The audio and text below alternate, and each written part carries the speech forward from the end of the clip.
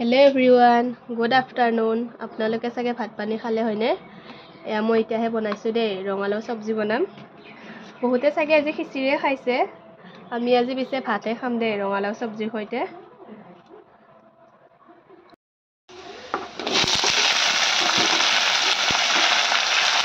মই বনাই দিছো আৰু দেই। কোনে কোনে বাৰু ৰঙালাও সবজি ভাল পায় খাই বনাব। সিম্পলকে বনাম বাৰু, আদা নহৰু নিদিওঁ, আজি পূজা যে। অকণমান ঢাকোন লগাই দিছো। আমাৰ ৰঙালাও সবজি হৈছে আৰু অকণমান মছলা দি দিওঁ।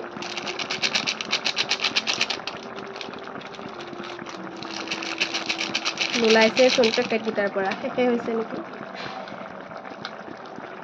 অকণমান গৰম মছলা দি দিছো।